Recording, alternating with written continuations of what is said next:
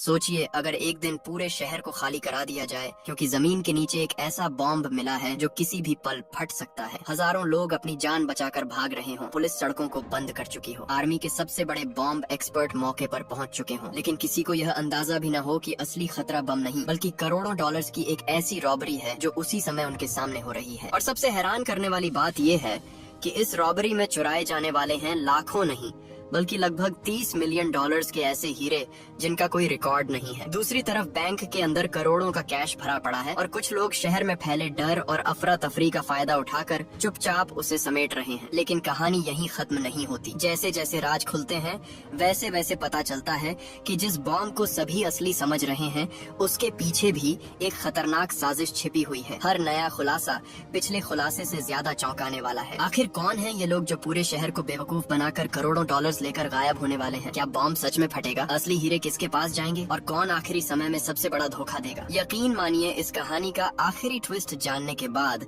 आप कुछ सेकंड तक स्क्रीन से नजर नहीं हटा पाएंगे। कहानी की शुरुआत में कुछ मजदूर एक कंस्ट्रक्शन साइट पर खुदाई का काम कर रहे होते हैं। तभी अचानक उनकी मशीन जमीन के नीचे दबे हुए एक बहुत बड़े बॉम्ब से टकरा जाती है। ये देखकर सभी लोग घबरा जाते हैं। सबसे डराने वाली बात ये थी कि ये बम किसी भी समय फट सकता था और उसके धमाके से आसपास का पूरा इलाका तबाह हो सकता था। इंसिडेंट साइट से ली गई तस्वीरें तुरंत आर्मी के बॉम्ब डिफ्यूजल करने वाले एक्सपर्ट ट्रांटर को भेजी जाती हैं। जैसे ही ट्रांटर उन तस्वीरों को देखते हैं वह हालात की गंभीरता समझ जाता है। बिना समय गंवाए वह अपने साथियों को आदेश देते हैं कि 800 मीटर के दायरे में सुरक्षा घेरा बनाया जाए और साथ ही आसपास रहने वाले सभी लोगों को तुरंत वहां से निकाला जाए। अलग अलग डिपार्टमेंट्स के अच्छे तालमेल की वजह से पूरा इलाका बहुत जल्दी बंद कर दिया जाता है। पुलिस सड़कों पर तैनात हो जाती है और लोगों को सुरक्षित स्थानों पर भेजा जाने लगता है। कुछ ही समय में पूरा क्षेत्र लगभग खाली हो जाता है। लेकिन इसी बीच एक अपार्टमेंट की एक खास जगह पर कुछ ऐसा हो रहा होता है जो बाकी हालात से बिल्कुल अलग था। उस कमरे की खिड़कियां और दरवाजे पूरी तरह बंद थे। पर्दे भी कसकर लगाए गए थे ताकि अंदर क्या चल रहा है ये किसी को दिखाई ना दे सके। कमरे के अंदर मौजूद कुछ ताकतवर आदमी आर्मी के ऑर्डर्स को पूरी तरह नजरअंदाज कर रहे होते हैं, जबकि बाकी सभी लोग अपनी जान बचाने के लिए वहां से जा रहे होते हैं। लेकिन ये लोग अपनी जगह छोड़ने के लिए बिल्कुल तैयार नहीं दिखाई देते। ऐसा लगता है जैसे उन्हें बाहर मौजूद खतरे की कोई परवाह ही नहीं है। उनका यह अजीब व्यवहार पास में रहने वाले रहीम का ध्यान खींच लेता है। उसे यह सब काफी सस्पिशियस लगता है। हालांकि उस समय उसके पास ज्यादा सोचने का समय नहीं होता क्योंकि उसके लिए सबसे जरूरी काम अपने परिवार को सुरक्षित जगह पहुंचाना था। इसलिए रहीम जल्दी से अपने परिवार को लेकर वहां से निकल जाता है। कुछ समय बाद ट्रेंटर अपनी टीम के साथ तेजी से इंसिडेंट साइट पर पहुंचते हैं। वहां पहुंचकर वह कंस्ट्रक्शन वर्क के इंचार्ज से मिलते हैं और पूरी स्थिति के बारे में जानकारी लेते हैं। जब ट्रांटर को जरूरी जानकारी मिल जाती है तो वह तुरंत बॉम्ब को डिफ्यूज करने का प्लान बनाने लगते हैं। जांच के दौरान उन्हें पता चलता है कि यह बॉम्ब आकार में उसी बम जैसा है जिसे 2 साल पहले एक्सेटर में डिस्ट्रॉय किया गया था। सभी लोग मिलकर सबसे सुरक्षित उपाय पर चर्चा कर रहे होते हैं। तभी इमरजेंसी प्लानिंग डिपार्टमेंट का एक ऑफिसर दौड़ता हुआ वहां पहुंचता है। वह सबको याद दिलाता है कि कंस्ट्रक्शन साइट के ठीक नीचे 400 किलोवोल्ट की मेन बिजली लाइन गुजर रही है। इसका मतलब यह था कि बॉम्ब को डिफ्यूज करने से पहले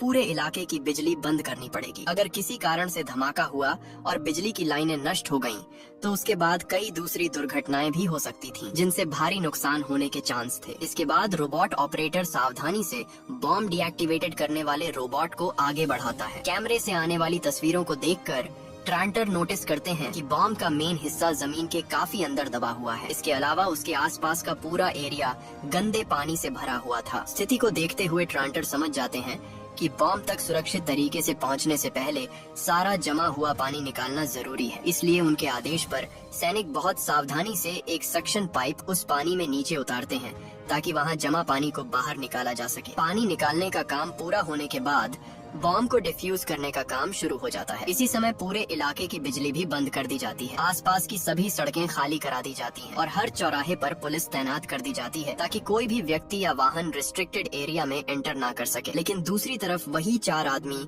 जिनका व्यवहार पहले से ही सस्पिशियस था अब अपने प्लान पर काम शुरू कर देते हैं। वे सभी सुरक्षा वाले कपड़े पहनते हैं और तेजी से अपार्टमेंट की बेसमेंट की तरफ उतर जाते हैं। वहाँ उन्होंने पहले से ही अपने काम के लिए जरूरी सभी इक्विपमेंट छिपा कर रखे हुए थे। इस बेसमेंट की एक दीवार के ठीक दूसरी तरफ बैंक का वॉल्ट मौजूद था। अब उनकी असली योजना साफ हो चुकी थी। वे बॉम्ब की वजह से बने इस हंगामे का फायदा उठाकर बैंक का सारा पैसा लूटना चाहते थे। इसीलिए समय बर्बाद किए बिना वे अपने काम में लग जाते हैं। चारों लोग अपने अपने काम बहुत साफ तरीके से बांट लेते हैं। उनमें से एक आदमी बाहर सड़क पर जाकर निगरानी रखने वाला कैमरा भी लगा देता है। इसके बाद वह एक जनरेटर चालू करता है, जिसे पहले से ही एक डस्टबिन के अंदर छिपाकर रखा गया था। ये जनरेटर उनके सभी डिवाइसेस को लगातार बिजली देने वाला था। जैसे ही जनरेटर चालू होता है, बाकी 3 लोग एंगल ग्राइंडर निकालकर दीवार काटना शुरू कर देते हैं। कुछ देर बाद वे बड़े हथौड़ों का इस्तेमाल करने लगते हैं। वे पूरी ताकत से लगातार दीवार पर वार करते हैं। केवल कुछ ही मिनटों में वे बाहरी ईंटों की दीवार को तोड़ने में सफल हो जाते हैं। इस समय तक पुलिस को उनके बारे में कोई जानकारी नहीं होती। दिलचस्प बात यह थी कि बैंक का अलार्म सिस्टम लगातार बज रहा था। बैंक के एक कर्मचारी ने सुझाव भी दिया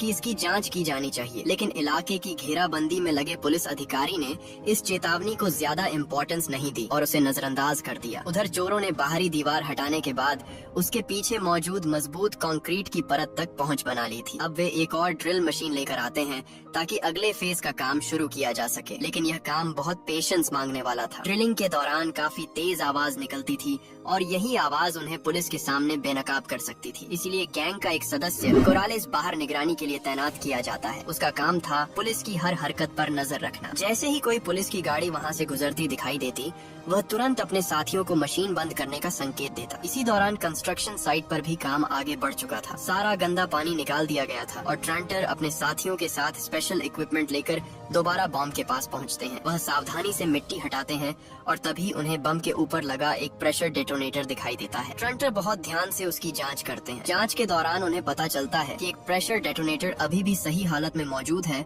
और पूरी तरह खराब नहीं हुआ है। लेकिन इससे भी ज्यादा चिंता की बात कुछ और थी। जांच को आगे बढ़ाने पर ट्रांटर को पता चलता है कि बॉम्ब में केवल प्रेशर डेटोनेटर ही नहीं लगा हुआ था, उसके अंदर एक टाइमर डेटोनेटर भी छिपा हुआ था। ये खोज सभी के लिए बेहद चिंता की बात थी। स्थिति की गंभीरता समझने के लिए ट्रांटर एक स्पेशल सुनने वाले इक्विपमेंट का इस्तेमाल करते हैं। जैसे ही वह इक्विपमेंट की मदद से अंदर की आवाज सुनते हैं, उनके चेहरे का रंग उड़ जाता है। उन्हें साफ सुनाई देता है कि टाइमर अभी भी चल रहा है। इसका मतलब यह था कि बम किसी भी समय फट सकता था और किसी को यह नहीं पता था कि उसके पास कितना समय बचा है। ट्रांटर का सहायक तुरंत यह जानकारी कमांड सेंटर तक पहुंचाता है। वहां मौजूद अधिकारी भी यह खबर सुनकर हैरान रह जाते हैं। अब खतरा पहले से कहीं ज्यादा बढ़ चुका था, क्योंकि अगले 48 घंटों के अंदर किसी भी समय एक्सप्लोजन हो सकता था। मौत के इतने करीब खड़े होने के बावजूद ट्रांटर हिम्मत नहीं हारते। वह तेजी से एक मैग्नेटिक टाइमर इंटरसेप्टर निकालते हैं और उसे बम पर लगा देते हैं। इसके तुरंत बाद वह मजबूत सिक्योरिटी शील्ड के पीछे चले जाते हैं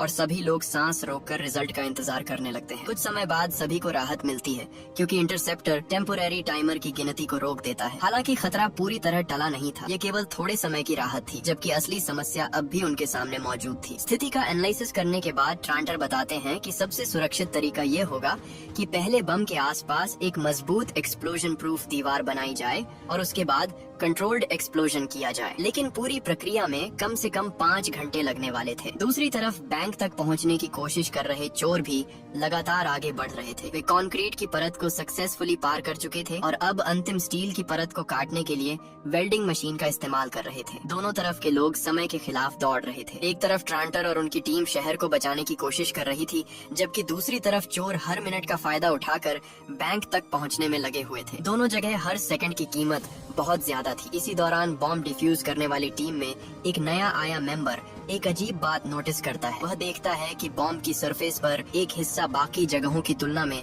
बहुत ज्यादा चमकदार दिखाई दे रहा है। आसपास के पूरे हिस्से पर जंग लगी हुई थी, लेकिन वह छोटा सा हिस्सा बिल्कुल अलग नजर आ रहा था। उसे देखकर ऐसा नहीं लगता था कि यह बम काफी समय से जमीन के नीचे दबा हुआ है, इसलिए वह अपनी यह बात ट्रांटर को बताता है। लेकिन ट्रांटर को लगता है कि कंस्ट्रक्शन वर्क के दौरान किसी मशीन ने गलती से उस हिस्से को रगड़ दिया होगा, इसी वजह से वह चमकदार दिखाई दे रहा है। इसलिए वह इस बात पर ज्यादा ध्यान नहीं देते और अपने काम में लगे रहते हैं। उधर बैंक में घुसने वाले लोग आखिरकार स्टील की दीवार भी तोड़ने में सफल हो जाते हैं। जैसे ही वे वॉल्ट के अंदर पहुंचते हैं, सबसे पहले कैमरों पर धुंध जैसा स्प्रे करते हैं ताकि उनकी वीडियो रिकॉर्ड ना हो सके। इसके बाद वे अंदर रोशनी की अरेंजमेंट करते हैं और रॉबरी की तैयारी शुरू कर देते हैं। वैसे दोस्तों, अगर आपको भी ऐसी होश उड़ा देने वाली फिल्में पसंद आती हैं, जहां हर मिनट कहानी नया मोड़ लेती है, तो वीडियो को लाइक जरूर कर देना और कमेंट में बताइए कि आपको अभी तक सबसे ज्यादा चौंकाने वाला वाला पल कौन सा लगा है। साथ ही चैनल को सब्सक्राइब कर लीजिए क्योंकि आगे कहानी और भी खतरनाक होने वाली है। वॉल्ट के अंदर उन्हें काफी सोना भी मिलता है, लेकिन सोना बहुत भारी था और उसे लेकर भागना आसान नहीं था, इसलिए वे मजबूरी में उसे वहीं छोड़ देते हैं और नकद पैसों और छोटे कीमती गहनों पर फोकस करते हैं। दूसरी तरफ बॉम्ब डिफ्यूज करने वाली टीम का नया सदस्य अभी भी संतुष्ट नहीं था। उसे लगातार लग रहा था कि बॉम्ब में कुछ न कुछ गड़बड़ जरूर है, इसलिए वह एक बार फिर ट्रांटर को बुलाकर उस चमकदार हिस्से को ध्यान से देखने के लिए कहता है। लेकिन जैसे ही दोनों दोबारा बम की जांच करने लगते हैं, तभी एक चौंकाने वाली घटना होती है। जो टाइमर पहले रुक चुका था वह अचानक फिर से चलना शुरू हो जाता है। यह देखकर वहां मौजूद सभी लोगों के चेहरे पर चिंता साफ दिखाई देने लगती है। इस नई समस्या की वजह से एक्सप्लोजन प्रूफ दीवार बनाने का काम बीच में ही रोकना पड़ जाता है। अब उनके पास समय बहुत कम बचा था। हालात को देखते हुए ट्रांटर एक बेहद जोखिम भरी योजना बनाने का फैसला करते हैं। उनकी योजना थी कि बम के डेटोनेटर में सावधानी से ड्रिल करके एक स्पेशल फ्लूइड्स अंदर डाला जाए। अगर यह लिक्विड सही जगह पहुंच जाता तो अंदर की मैकेनिकल सिस्टम जाम हो जाती और बम डिफ्यूज हो सकता था। अब यह उनके लिए आखिरी ऑप्शन बची थी। जैसे ही ट्रांटर और उनकी टीम इस खतरनाक प्रोसेस की तैयारी शुरू करती है, उसी समय पुलिस को भी कुछ अनयूजुअल दिखाई देता है। पूरे इलाके की बिजली पहले ही काटी जा चुकी थी और हर रास्ता बंद था। फिर भी निगरानी कर रहे ड्रोन को दो अलग अलग हीट सोर्सेज दिखाई देते हैं। पहला सोर्स तो कंस्ट्रक्शन साइट पर मौजूद बॉम्ब डिफ्यूज करने वाली टीम थी, लेकिन दूसरा सोर्स कौन था ये किसी को समझ नहीं आता। ये जानकारी मिलते ही कमांडर ग्रीनफील्ड बेचैन हो उठती हैं। उन्हें डर था कि कहीं कोई नागरिक अभी भी रिस्ट्रिक्टेड एरिया के अंदर फंसा न हो। अगर ऐसे समय में विस्फोट हो जाता तो बड़ी संख्या में लोगों की जान जा सकती थी, इसलिए वह तुरंत बॉम्ब डिफ्यूज करने की प्रक्रिया को रोकने का आदेश देती है। उधर बैंक के अंदर मौजूद चारों चोर पूरी तेजी से काम कर रहे थे। वे एक एक करके सभी सिक्योरिटी लॉकर्स खोल रहे थे और उनमें मौजूद कीमती सामान अपने बैग में भर रहे थे। उनके चेहरे पर साफ दिखाई दे रहा था कि वे इस मौके का पूरा फायदा उठाना चाहते थे। इसी दौरान कोरालिस भी अंदर पहुंच जाता है। वह सीधे वॉल्ट के एक कोने में रखी एक खास अलमारी की तरफ बढ़ता है। बाकी लोगों से अलग उसका ध्यान किसी विशेष चीज पर पड़ता है। वह सावधानी से अलमारी खोलता है और उसके अंदर रखा एक ऑब्जेक्ट निकालकर अपने पास रख लेता है। गैंग का लीडर ये सब देखता है लेकिन हैरान नहीं होता। वह केवल इशारा करके कोरालेस को वह सामान बाकी लूट के साथ रखने के लिए कहता है। कुछ समय बाद कमांडर ग्रीनफील्ड द्वारा भेजे गए पुलिस अधिकारी अपार्टमेंट की तरफ पहुंच जाते हैं। कोरालेस बाहर से ये सब देख लेता है। जैसे ही उसे पता चलता है कि पुलिस इमारत की तलाशी लेने वाली है, वह तुरंत अपने साथियों को चेतावनी देता है। वह सभी को जल्दी काम खत्म करके निकलने के लिए कहता है, लेकिन तभी एक अनएक्सपेक्टेड घटना हो जाती है। इमारत से बाहर निकलते समय कोरालेस की मुलाकात अचानक एक पुलिस अधिकारी से हो जाती है। पुलिस अधिकारी उसे रुकने और जांच के लिए तैयार रहने का इशारा करता है, लेकिन कोरालेस बिना एक पल गंवाए मुड़ता है और पूरी ताकत से भागना शुरू कर देता है। उसका यह व्यवहार पुलिस को तुरंत शक में डाल देता है। उधर अंदर मौजूद बाकी चोर भी बाहर के शोर को सुन लेते हैं। वे समझ जाते हैं कि अब उनके पास ज्यादा समय नहीं बचा है, इसलिए पूरा गैंग तुरंत पीछे हटने की तैयारी शुरू कर देता है। और तभी अगले ही पल कुछ ऐसा होता है जिसकी किसी ने कल्पना भी नहीं की थी। बम का चलता हुआ टाइमर अचानक झटके से पूरी तरह रुक जाता है। ये देखकर इंसिडेंट साइट पर मौजूद हर व्यक्ति कुछ समय के लिए सन्न रह जाता है। बम का टाइमर अचानक रुक जाने की वजह से वहाँ मौजूद सभी लोग कुछ समय के लिए हैरान रह जाते हैं। किसी को समझ नहीं आता कि आखिर अभी क्या हुआ है। सौभाग्य से उस समय विस्फोट वाली जगह के आसपास कोई कर्मचारी मौजूद नहीं था, इसलिए केवल कुछ लोगों को मामूली चोटें आती हैं और एक बड़ी दुर्घटना टल जाती है। दूसरी तरफ चारों चोर दोबारा एक जगह इकट्ठा हो जाते हैं और यह तय करते हैं कि अब तुरंत वहाँ से निकल जाना चाहिए। सब कुछ जांचने के बाद वे दो अलग अलग ग्रुप्स में बंट जाते हैं और दो दिशाओं में भागने की योजना बनाते हैं। पहला ग्रुप मेन दरवाजे से बाहर निकलकर पहले से तैयार खड़ी एक गाड़ी तक पहुंचता है। उनका काम था बाकी साथियों का इंतजार करना और जरूरत पड़ने पर तुरंत वहां से निकल जाना, जबकि दूसरा ग्रुप इमारत की छत की तरफ दौड़ पड़ता है। उनके पास लूट से भरे दो बड़े बक्से थे। रिस्ट्रिक्टेड एरिया के अंदर इतनी बड़ी मात्रा में सामान लेकर घूमना बहुत जोखिम भरा था। अगर वे पुलिस के हाथ लग जाते तो उनकी सारी मेहनत बेकार हो जाती, इसलिए उन्होंने पहले से एक अलग योजना तैयार कर रखी थी। कुछ ही देर में दो ड्रोन एक के बाद एक उड़ान भरते हैं। दोनों ड्रोन उन बक्सों को लेकर रिस्ट्रिक्टेड एरिया से बाहर निकल जाते हैं। आखिरकार वे सामान को एक मिडलैम तक पहुंचा देते हैं जो आगे की अरेंजमेंट करने वाला था। इधर बाकी दो चोर पहले से तय किए गए एक नकली कंस्ट्रक्शन साइट तक पहुंचते हैं। वहां से वे नीचे सीवर में उतर जाते हैं और उसी रास्ते से भागने लगते हैं, लेकिन इसी दौरान कमांडर ग्रीनफील्ड को कुछ गड़बड़ी का एहसास हो जाता है। पुलिस तुरंत पीछा शुरू करती है। हालांकि दोनों चोर सामान सौंपने के बाद पुलिस को काफी दूर तक घुमाते रहते हैं। फिर मौका मिलते ही वे दोबारा अंडरग्राउंड पाइप्स के अंदर घुस जाते हैं। इलाके की पूरी जानकारी होने की वजह से वे पुलिस को चकमा देने में सफल हो जाते हैं। पीछा पीछा करने वाले अधिकारी उन्हें पकड़ नहीं पाते और आखिरकार दोनों चोर सुरक्षित रूप से अपने साथियों की गाड़ी तक पहुंच जाते हैं। गाड़ी में बैठने के बाद वे पहले ड्रोन के जरिए भेजे गए लूट के सामान को भी वापस हासिल कर लेते हैं। अब तक उनकी पूरी योजना लगभग सफल दिखाई दे रही थी। उधर विस्फोट की घटना के बाद भी बॉम्ब डिफ्यूज करने वाली टीम का नया सदस्य अपनी शक नहीं छोड़ता। उसे अब भी लगता था कि बम में कुछ असामान्य जरूर है, इसलिए वह ट्रांटर को सुझाव देता है कि एक्सप्लोसिव सब्सटेंसेस का केमिकल टेस्ट करवाई जानी चाहिए। इस बार ट्रांटर उसकी बात को गंभीरता से लेते हैं। वह सहमति जताते हैं और दोबारा जांच कराने का फैसला करते हैं। इसके बाद वह कमांडर ग्रीनफील्ड को इस बारे में जानकारी देते हैं ताकि बम के हिस्सों की विस्तार से जांच की जा सके। उसी समय एक पुलिस अधिकारी उन निशानों का पीछा करते हुए बेसमेंट तक पहुंच जाता है जहां से चोरों की एक्टिविटीज शुरू हुई थी। वहां पहुंचकर वह देखकर हैरान रह जाता है कि बैंक का वॉल्ट लगभग खाली किया जा चुका था। वह तुरंत यह खबर कमांडर ग्रीनफील्ड तक पहुंचाता है। ये सुनते ही उन्हें समझ आ जाता है कि पूरा मामला केवल बम तक सीमित नहीं है, बल्कि इसके पीछे एक बड़ी बैंक डकैती भी हुई है। कमांडर ग्रीनफील्ड तुरंत आदेश देती हैं कि सभी मेन सड़कों और चौराहों पर चेकिंग शुरू कर दी जाए, लेकिन तब तक चोर काफी आगे निकल चुके थे और मेन सड़क पार पहुंच चुके थे। रास्ते में कोरालेस एक बार फिर गैंग के नेता से वह खास डिब्बा मांगता है जिसे वह पहले से अपने पास रखना चाहता था। इसके बाद सभी लोग पहले से तैयार किए गए पहचान पत्रों का इस्तेमाल करते हुए पुलिस की जांच चौकियों से आसानी से गुजर जाते हैं। जब तक पुलिस सीसीटीवी फुटेज देखकर ये पहचान पाती कि ये लोग वाटर डिपार्टमेंट के कर्मचारियों का भेष बनाकर घूम रहे थे, तब तक वे काफी दूर निकल चुके होते हैं। वे एक पुल के नीचे रुकते हैं और तेजी से अपनी गाड़ी की नंबर प्लेट बदल देते हैं। इसके बाद वे गाड़ी पर बने वाटर डिपार्टमेंट के निशान को भी पानी से साफ कर देते हैं। सारी पहचान मिटाने के बाद वे तेज रफ्तार से हाईवे की तरफ निकल जाते हैं और पुलिस की पहुंच से पूरी तरह बाहर हो जाते हैं। दूसरी तरफ रॉबरी वाली जगह की शुरुआती जांच पूरी होने के बाद कमांडर ग्रीनफील्ड अपने अधिकारियों को आदेश देती हैं कि अपार्टमेंट में रहने वाले सभी लोगों की जानकारी निकाली जाए। खास तौर पर वह रहीम और उसके परिवार के बारे में पूरी जानकारी मंगवाती हैं। उसी समय रहीम और उसका परिवार पुलिस से बात करने की कोशिश कर रहे होते हैं। वे बताते हैं कि अगली सुबह उनकी एक फ्लाइट है और उन्हें अपना सामान लेने के लिए अपार्टमेंट के अंदर जाना जरूरी है। अब जबकि विस्फोट का खतरा खत्म हो चुका है, इसलिए वे अंदर जाने की अनुमति मांगते हैं। जब पुलिस अधिकारी को पता चलता है कि रहीम उसी इमारत के एक फ्लैट में रहता है, तो वह तुरंत उन्हें अपने साथ चलने के लिए कहता है। दूसरी तरफ कहानी फिर से ट्रांटर की ओर मुड़ती है। यह पूरी घटना अब सीनियर ऑफिशियल्स तक पहुंच चुकी थी। सभी जानकारी मिलने के बाद एक वरिष्ठ अधिकारी ट्रांटर से सवाल करता है कि जब पहली बार बॉम्ब में शक वाली बात सामने आई थी, तब उन्होंने तुरंत कमांड सेंटर को इसकी सूचना क्यों नहीं दी। ट्रांटर जवाब देते हैं कि यह शक सबसे पहले उनके द्वारा नहीं,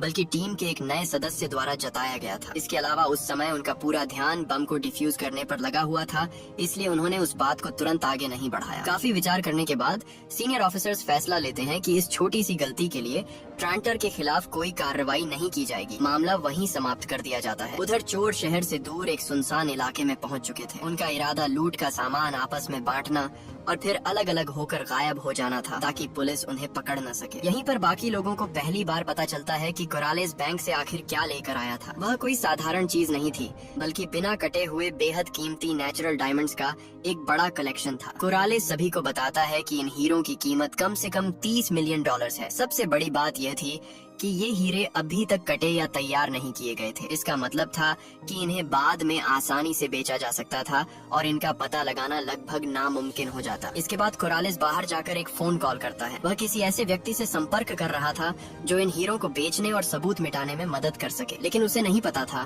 कि अगले ही पल सब कुछ बदलने वाला है। अचानक कुछ अजनबी लोग उस घर में घुस आते हैं। चोर उनका मुकाबला करने की पूरी कोशिश करते हैं, लेकिन वे संख्या और ताकत दोनों में कमजोर पड़ जाते हैं। कुछ ही मिनटों में सभी को काबू कर लिया जाता है और एक अंधेरे कमरे में बंद कर दिया जाता है। अब साफ हो जाता है कि यह पहले से रचा गया जाल था। किसी ने इन चोरों की जानकारी दूसरे गैंग तक पहुंचा दी थी। सबसे चौंकाने वाली बात यह थी कि जानकारी देने वाला कोई और नहीं बल्कि कोरालेस खुद था। असल में इस नए गैंग का लीडर वही व्यक्ति था जिससे कोराल्स ने पहले सीक्रेटली संपर्क किया था। दूसरी तरफ पुलिस जांच में यह भी सामने आता है कि बेसमेंट की चाबियों की जिम्मेदारी रहीम के पास थी। इसीलिए पुलिस रहीम और उसके पूरे परिवार को बयान दर्ज कराने के लिए जाती है। रहीम का परिवार माइग्रेंट था। उसके माता पिता इंग्लिश नहीं बोल पाते थे, इसीलिए पुलिस से बातचीत करने की जिम्मेदारी उसी पर थी। पूछताछ के दौरान रहीम बताता है कि कुछ दिन पहले 2 आदमी उसके घर आए थे। उन्होंने सुरक्षा वाले कपड़े पहने हुए थे और उनके पास ऑफिशियल डॉक्यूमेंट्स भी थे। उन लोगों ने कहा कि उन्हें बेसमेंट में कंस्ट्रक्शन वर्क का सामान रखना है, इसलिए चाबियां चाहिए। रहीम बताता है कि वह किसी गवर्नमेंट डिपार्टमेंट से विवाद नहीं चाहता था, इसलिए उसने बिना किसी शक के चाबियां उन्हें दे दी। लेकिन उसे बिल्कुल अंदाजा नहीं था कि इसके बाद इतनी बड़ी बैंक रॉबरी होने वाली है। पुलिस उसकी बात सुनने के बाद यह मान लेती है कि रहीम का इस मामले में सीधा हाथ नहीं है, इसलिए उसे वापस घर जाकर अपना सामान पैक करने की परमिशन दे दी जाती है। रहीम को वापस घर जाने की परमिशन तो मिल जाती है, लेकिन उस समय तक इलाके की बिजली अभी भी नहीं आई थी, लिफ्ट बंद थी, इसलिए पुलिस अधिकारियों को उसके परिवार के बुजुर्ग लोगों को सीढ़ियों से ऊपर पहुंचाने में मदद करनी पड़ती है। दूसरी तरफ कोरालिस की कहानी आगे बढ़ती है। शुरुआत में उसने नए गैंग के लीडर के साथ एक समझौता किया था। समझौते के अनुसार बाकी सारे गहने और नगद पैसे नए गिरोह को मिलने वाले थे, जबकि हीरे केवल कोरालिस के पास रहने वाले थे। लेकिन कोरालिस ने इंसानी लालच को कम आंका था। जैसे ही नए गैंग के लीडर को हीरों की असली कीमत का अंदाजा हुआ, उसने पहले एक हीरा मांग लिया। कोरालिस ने कुछ सोचकर तुरंत हामी भर दी। हालांकि अगले ही पल लीडर ने एक और हीरा मांग लिया। ये सुनकर कोरालिस को बुरा लगने लगा, लेकिन मामला यहीं नहीं रुका। कुछ देर बाद वह लीडर और ज्यादा लालची हो गया और आधे हीरे मांगने लगा। ये सुनते ही कोरालिस का गुस्सा फूट पड़ा। दोनों के बीच वहीं पर बहस शुरू हो गई। लेकिन तभी कुछ ऐसा हुआ जिसने सबको हैरान कर दिया। बहस के दौरान एक बेहद कीमती हीरा अचानक टूटकर बारीक पाउडर में बदल गया। ये देखकर कमरे में मौजूद सभी लोग सन्न रह गए, क्योंकि हीरा दुनिया के सबसे मजबूत पदार्थों में से एक माना जाता है। नए गैंग के लीडर को तुरंत शक हो गया। उसने समझ लिया कि कुछ बहुत बड़ी गड़बड़ है। उसकी नजर सीधे कोराल्स पर टिक गई। दूसरी तरफ कोराल्स भी घबरा गया और बाकी हीरों को एक एक करके जांचने लगा, लेकिन नतीजा और भी चौंकाने वाला था। सभी हीरे नकली निकले। यह देखते ही कोरालिस पूरी तरह बेकाबू हो गया और लगातार गुस्से में चिल्लाने लगा। हालांकि नया गैंग उसकी बातों पर विश्वास नहीं करता। उनका मानना था कि कोरालिस हीरों का एक्सपर्ट है। ऐसा कैसे हो सकता है कि उसने हीरे लेने के बाद उन्हें जांचा ही न हो। उन्हें पूरा यकीन था कि असली हीरे पहले ही बदल दिए गए हैं और इस पूरी चाल के पीछे कोरालिस का हाथ है। इसीलिए गैंग का लीडर अपने आदमियों को आदेश देता है कि कोरालिस को पकड़कर मेज पर दबा दिया जाए। उसके बाद भी कोरालिस बार बार यही कहता रहता है कि उसे कुछ नहीं पता, लेकिन कोई उसकी बात मानने को तैयार नहीं था। यहाँ तक कि जब उसकी लेफ्ट रिस्ट तोड़ दी जाती है, तब भी वह असली हीरो का पता नहीं बताता। इसके बाद उसकी दूसरी रिस्ट को भी चोट पहुँचाई जाती है, लेकिन फिर भी कोरालिस कुछ नहीं बोलता। ये देखकर गैंग का लीडर और ज्यादा क्यूरियस हो जाता है। वह फैसला करता है कि कोरालिस को एक अलग जगह ले जाकर उससे सच्चाई निकलवाई जाएगी। इसलिए उसके आदमी कोरालिस को गाड़ी की डिक्की में डाल देते हैं और पूरा गैंग वहाँ से निकल पड़ता है। दूसरी तरफ बॉम्ब डिफ्यूज करने वाले एक्सपर्ट और ट्रांटर अपने साथियों के साथ एक सफल कैंपेन के बाद जश्न मना रहे होते हैं। वह अपने साथियों के साथ ड्रिंक करता है और फिर घर जाने के लिए निकल पड़ते हैं, लेकिन उनके चेहरे पर एक अजीब सी बेचैनी साफ दिखाई दे रही थी, जैसे उन्हें किसी बात की चिंता हो। कुछ ही समय बाद ट्रांटर को उनके सीनियर ऑफिसर का फोन आता है। फोन पर उन्हें बताया जाता है कि बम के आसपास से लिए गए मिट्टी के सैंपल्स की जांच पूरी हो चुकी है। रिपोर्ट सुनते ही ट्रांटर का चेहरा बदल जाता है, क्योंकि जांच में पता चलता है कि शहर के बीचों बीच मिला हुआ बम कोई पुराना वॉर टाइम का बम नहीं था। वह मॉडर्न एक्सप्लोसिव्स से बनाया गया एक नकली बम था, जिसे पुराना दिखाने की कोशिश की गई थी। इतना ही नहीं, जांच में यह भी सामने आता है कि उस बम को बनाने में इस्तेमाल हुए कुछ पदार्थों का संबंध सीधे मिलिट्री सोर्सेज से जोड़ा जा सकता है। अब धीरे धीरे पूरे रहस्य से पर्दा उठने लगा था। शुरुआत से लेकर आखिर तक बम का पूरा मामला एक सोची समझी साजिश था। इस नकली बम का मकसद केवल बैंक रॉबरी को छिपाना था, ताकि पुलिस का पूरा ध्यान दूसरी तरफ लगा रहे। ऐसे में ट्रांटर की पिछली कई हरकतें भी सस्पिशियस लगने लगती हैं। दूसरी तरफ कहानी फिर उन चोरों की ओर जाती है जिन्हें नए गैंग ने बांधकर बंद कर दिया था। पुराने गैंग का लीडर पूरी ताकत लगाकर अपने हाथों की रस्सियां काटने में सफल हो जाता है। इसके बाद वह बाकी साथियों को भी आजाद कर देता है। इसके बाद लीडर गाड़ी से एक टैबलेट निकालता है। तभी पता चलता है कि वह शुरू से ही कोराल्स पर पूरी तरह भरोसा नहीं करता था। इसी वजह से उसने पहले से कुछ निगरानी की व्यवस्था कर रखी थी। अब वे दो गाड़ियों में बैठकर कोरालिस का पीछा शुरू कर देते हैं। उधर कोरालिस गाड़ी की डिग्गी में बंद था। वह एक तरफ अपने दुश्मनों से दया की भीख मांगने का नाटक कर रहा था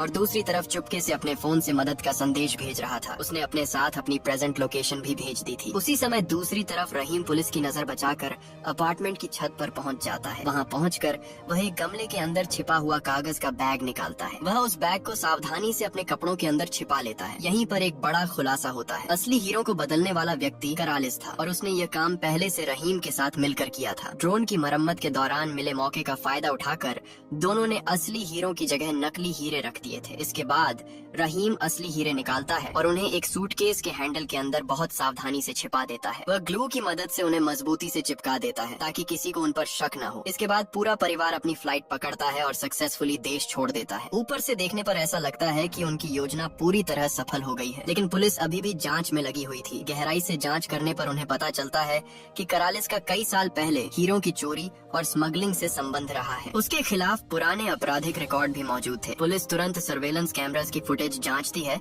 और श्योर हो जाती है कि करालिस असल में रॉबरी करने वाले गैंग का हिस्सा था। दूसरी तरफ बॉम्ब डिफ्यूज करने वाली टीम का नया सदस्य भी अपनी शंका छोड़ने को तैयार नहीं था। उसे बार बार टाइमर का चालू होना और फिर रुक जाना बेहद अजीब लग रहा था, इसलिए उसने टेस्ट वाले इक्विपमेंट को अलग करके उसकी गहराई से जांच की। जांच के दौरान उसे एक चौंकाने वाली बात पता चलती है। किसी ने उस इक्विपमेंट के साथ छेड़छाड़ की थी और वह व्यक्ति कोई और नहीं बल्कि ट्रांटर था, वही व्यक्ति जिसने बार बार उसे सीनियर ऑफिशियल्स को रिपोर्ट करने से रोका था। ये सच्चाई सामने आते ही नया सदस्य तुरंत कमांडर ग्रीनफील्ड को सारी जानकारी देता है। उधर रॉबरी करने वाले पुराने साथी भी आखिरकार कोरालिस तक पहुंच जाते हैं। वे अपनी 2 गाड़ियों से दुश्मनों की गाड़ी को दोनों तरफ से घेर लेते हैं और जबरदस्ती उसे रोक देते हैं। अंदर बैठे लोग पूरी तरह तैयार नहीं थे, इसलिए उन्हें संभलने का मौका भी नहीं मिलता। सबसे बड़ी समस्या यह होती है कि उनके पास मौजूद इकलौती बंदूक भी तुरंत छीन ली जाती है। उसी समय गाड़ी की डिग्गी में बंद कोरालिस को बाहर से 3 गोलियों की आवाज सुनाई देती है। ये आवाज सुनकर उसे लगता है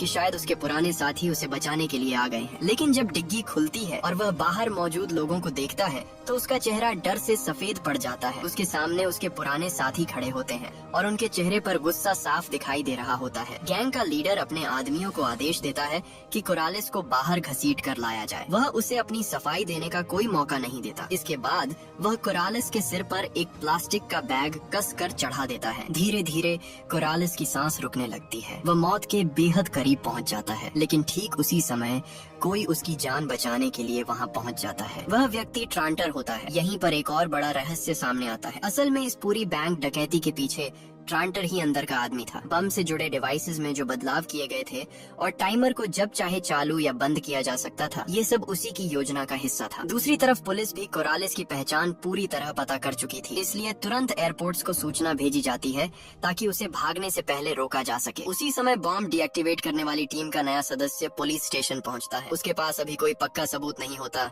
इसलिए वह केवल अपने डाउट्स अधिकारियों के सामने रखता है। लेकिन तभी उसकी नजर रहीम की तस्वीर पर पड़ती है। तस्वीर देखते ही वह उसे पहचान लेता है। रहीम पहले अफगानिस्तान में ट्रांटर के साथ ट्रांसलेटर के रूप में काम कर चुका था। इतना ही नहीं, ट्रांटर ही वह व्यक्ति था जिसने रहीम और उसके पूरे परिवार को इस देश में बसने में मदद की थी। यह जानकारी सामने आने के बाद पुलिस को समझ आने लगता है कि मामला कितना गहरा है। उधर कोरालिस और ट्रांटर अब अलग अलग रास्तों से भाग रहे होते हैं। कोरालिस पहले से बुक किए गए एक होटल में पहुंचता है। वहां वह अपने कपड़े बदलता है और फिर बिल्कुल सामान्य पैसेंजर की तरह एयरपोर्ट की तरफ बढ़ जाता है। हालांकि बहुत से लोग उसकी तलाश कर रहे होते हैं, लेकिन वह अपने तय किए गए गेट की तरफ नहीं जाता। इसके बजाय वह एक सुनसान काउंटर पर पहुंचता है और एक दूसरा पासपोर्ट दिखाकर सक्सेसफुली अपनी यात्रा का प्रोसेस पूरी कर लेता है। दूसरी तरफ ट्रांटर एक हवाई अड्डे पर पहुंच चुका होता है। वहां से वह एक निजी विमान में बैठता है और देश छोड़कर दूर निकल जाता है। जब पुलिस की टीम ट्रांटर के घर पहुंचती है तब तक वहां कोई नहीं होता। पूरा घर खाली पड़ा होता है। हालांकि वहां मिले कुछ इक्विपमेंट और एक नोटबुक ये साबित करने के लिए काफी थे कि नकली बम की पूरी योजना का असली मास्टरमाइंड ट्रांटर ही था। कुछ समय बाद ट्रांटर, कोरालिस और रहीम तीनों टर्की के एक रेस्टोरेंट में मिलते हैं। यहीं से उनके पास्ट की कहानी सामने आती है। ट्रांटर, कोरालिस और रहीम के बीच का रिश्ता आज का नहीं था। उनकी कहानी लगभग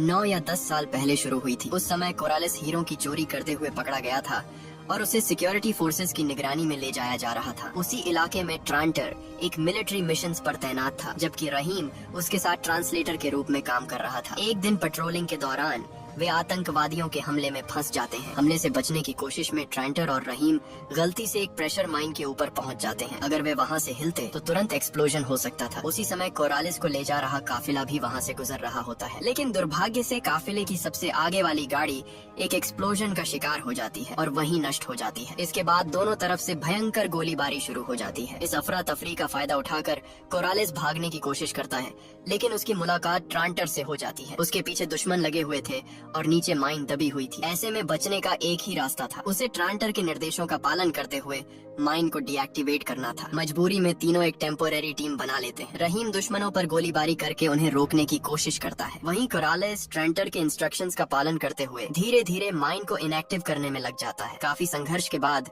दुश्मनों को पीछे हटने पर मजबूर कर दिया जाता है और आखिरकार माइन भी सक्सेसफुली डीएक्टिवेट हो जाती है। इस जीवन और मौत के अनुभव के बाद तीनों के बीच गहरा भरोसा बन जाता है। समय बीतने के साथ कोरालेस अपने पुराने अपमान और बदले की भावना को नहीं भूल पाता। आखिरकार कोरालेस वही बैंक रॉबरी की पूरी योजना बनाता है। दूसरी तरफ रहीम और ट्रांटर भी उसका साथ देने का फैसला करते हैं। तीनों मिलकर ऐसी योजना तैयार करते हैं जिसमें नकली बम के जरिए पूरे शहर का ध्यान भटकाया जा सके। उनकी योजना सफल हो जाती है और आखिरकार असली हीरे उनके हाथ लग जाते हैं। इसके बाद तीनों हीरो को बेचने के लिए एक बड़े सौदे में शामिल होते हैं। सौदा पूरा होते ही बहुत बड़ी रकम उनके खातों में पहुंच जाती है। पैसे को बराबर हिस्सों में बांटा जाता है और तीनों को करोड़ों डॉलर्स मिलते हैं। इसके बाद वे अलग अलग रास्तों पर निकल जाते हैं ताकि किसी को उन पर शक न हो। इस तरह यह पूरी कहानी अपने अंत तक पहुंचती है। एक नकली बम से शुरू हुई ये घटना करोड़ों डॉलर्स की रॉबरी और कई साल पुराने रिश्तों के रहस्य तक पहुंच जाती है। अगर आपको भी ऐसी रोमांचक और दिमाग घुमा देने वाली फिल्में पसंद हैं,